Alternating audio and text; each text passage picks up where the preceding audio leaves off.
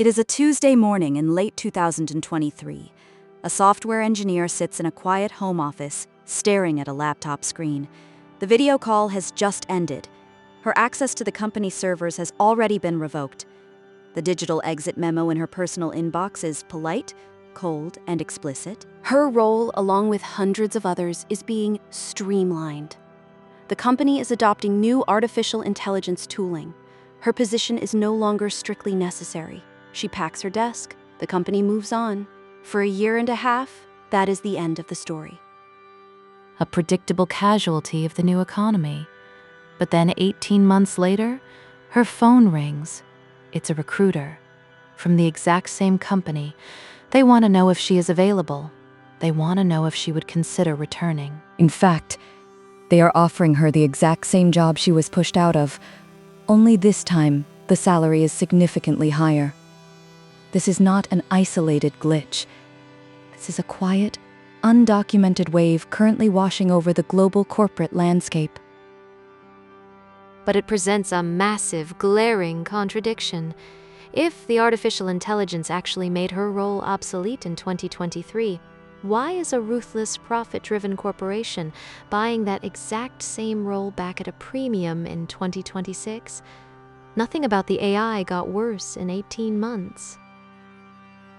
The models got faster. The context windows got larger. So what changed? To understand what is actually happening to the global economy right now, we have to stop asking what AI is going to do to our jobs. That is the wrong question. The real question, the one that explains the strange, silent panic inside the world's largest companies, is this. What does a corporation actually find out about itself? In the dark, empty space between firing a human being and begging them to come back. Chapter 1: The Confident Wrong Guess. In February 2025, Salesforce told the world something specific: 0 new software engineers all year because its AI tools were making engineering work more than 30% faster. It sounded like proof.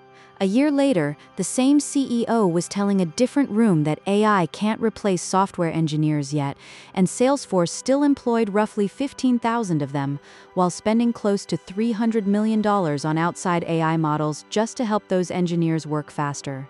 A few weeks after Salesforce's announcement, a startup unveiled what it called the world's first AI software engineer, introduced with a demo video that impressed almost everyone who watched it. When independent researchers later tried the exact tasks shown in that demo, the AI completed 3 out of 20. Parts of the original footage, it turned out, had been edited to make the tool look more capable than it was. Even the people building this technology couldn't hold a story for a year. The head of one of the world's most advanced AI labs told a reporter in 2025 that half of entry-level office jobs could disappear within 5 years, unemployment climbing into double digits. 12 months later, sharing a stage with a major bank's CEO, he described the same trend through an old economic idea instead, that making something cheaper doesn't destroy demand for it, it multiplies it. Same person, same company, a much softer story. If the people selling the technology can't agree with themselves for even a year, the real question isn't what AI will do to jobs. It's why everyone sounded so certain in the first place. And that means looking underneath the org chart at what a company is actually built from. Chapter 2: The Machine Nobody Designed on Purpose. No one sat down and designed the modern office. It accreted, layer by layer, as businesses grew too large for one person to see all of them at once. A foreman on a factory floor couldn't walk his findings up to the president's desk himself, so a chain of people formed between them: supervisors, department heads, regional managers, each one relaying, condensing, approving. Middle management wasn't built because supervision is valuable for its own sake. It was built because there was no faster way to move a piece of information from one desk to another. Everything that came after was the same solution, applied again and again: documentation. Meetings. A first-pass legal review before a contract reaches a partner's desk. A junior analyst summarizing a report before an executive ever reads it. None of it was ever the purpose of a company. It was scaffolding, built out of the only material available at the time, which was people. For 100 years, nobody had a reason to ask which parts of that scaffolding were load-bearing and which parts were just drywall. There was no way to remove a wall and see what happened. Now there is. Chapter 3. Who actually benefits from the story? Watch one number across 2 years. In late 2024, Google's CEO told investors that roughly a quarter of the company's new code was being written by AI. By early 2025, that figure had passed 30%. By late 2025, around half. By April 2026, 75%. It's a striking number, and it's worth noticing where it gets announced. Not in an engineering report, on an earnings call. That's the pattern underneath a lot of this story. Multiple analyses of the 2025 to 2026 layoff wave found that a large share of cuts labeled AI-driven were really something less dramatic underneath. Pandemic-era overhiring, rising interest rates, investors rewarding companies that looked lean. Blaming the software plays better in a press release than admitting you hired too fast in 2021.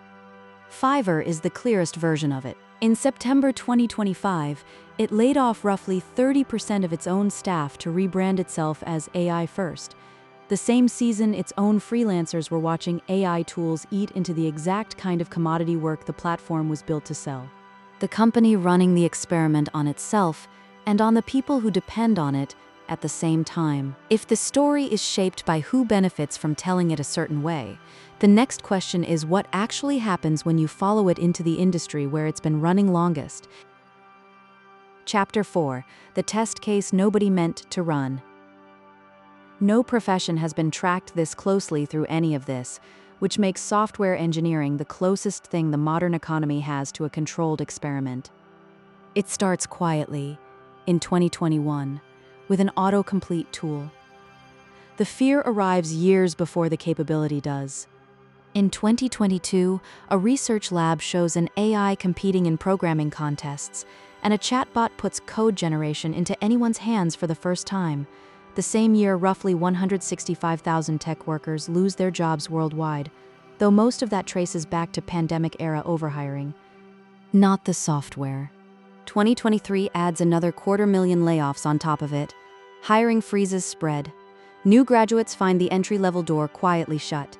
By 2024, a new model posts the highest score yet on the industry's toughest real-world coding benchmark, and the startup from Chapter 1 unveils the tool whose demo didn't hold up. 2025 is the peak of the story.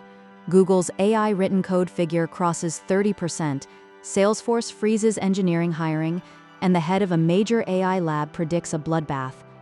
Freelance platforms built on commodity code work watch their stock collapse. One falls roughly 87% from where it stood 4 years earlier. Then 2026 arrives, and the story splits in two directions at once. Google's figure climbs to 75%. And at the same time, Boomerang hiring becomes a tract, named trend, companies rehiring the people they let go, now making up more than a third of new hires in tech, up from under a third the year before. Layoffs are still running past 100,000 through the middle of the year. Job postings for engineers are climbing at the same time. Both are true. It depends entirely on which company and which role you're looking at, and the paychecks, even for the rehired, are still running 15 to 25% below where they stood in 2022. A boom, a purge, a partial, quiet reversal. That's what happened to the best measured profession in the economy. The same test is now running in every other kind of knowledge work, just with worse instruments watching it. Chapter 5. Why the system keeps doing this. This isn't a mistake companies are making once. It's a loop, and the loop has a simple mechanical reason to keep spinning. Announcing a cut pays off immediately. In the stock price, in the investor call, in the story a company gets to tell about how lean it's become. Reversing a cut pays off much later, quietly, in ways nobody puts in a press release, the institutional knowledge that left when the person did, and by some early industry research circulating in 2026 that's still worth treating as preliminary rather than settled. a tendency for AI-written code to run longer and carry more hidden defects than the code it replaced, with most developers admitting they still don't trust it unedited. And rehiring is simply cheaper than most companies let on. Research examining more than 100 large companies found that bringing back a former employee can cut hiring costs by as much as half, compared with starting over with a stranger. Which means a company can quietly fix its own mistake without ever admitting out loud that it made one, because admitting it would undercut the exact story that moved the stock price in the first place. Multiply that loop across every function in every company, running it right now, and you're no longer looking at a labor story. You're looking at a stress test being run on the entire architecture of white-collar work, all at once. Final escalation. The building was always load-bearing on something else. Zoom out from the org chart, and you find the org chart's landlord. Entire downtown economies were financed on one quiet assumption: that white-collar employment was stable, permanent, something a bank could lend against for 30 years. Walk through a major American city in 2026, and roughly 1 in every 5 office floors sits empty, a vacancy rate hovering near 18%, barely improved despite 2 years of return-to-office pushes. The debt behind those buildings is cracking in a way it hasn't before. By the second half of 2025, delinquency on office mortgage bonds had climbed past 11%, worse, by some measures, than anything recorded during the 2008 financial crisis. Meanwhile, a widely cited global forecast projects 170 million new jobs and 92 million lost by the end of the decade, a net gain on paper.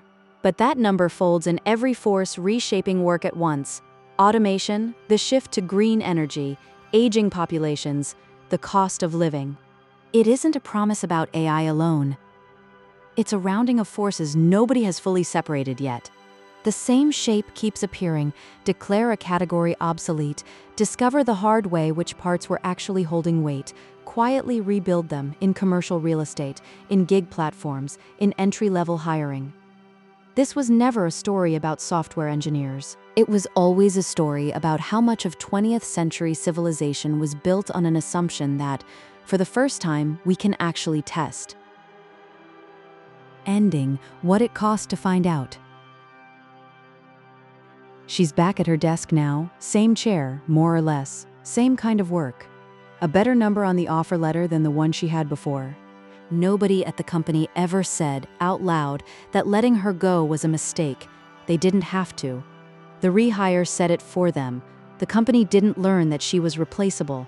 It learned, at real cost, her cost, first, that she wasn't. And there was no way to find that out except by removing her and watching what happened. Every institution running this same experiment on itself right now is going to find its own load-bearing walls exactly the same way, by taking them out first and seeing what falls. If this pulled back one more layer of a world you thought you already understood, that's what FactoraFlow does. Every week, we uncover another hidden system. Subscribe, because next time, we'll reveal the next one.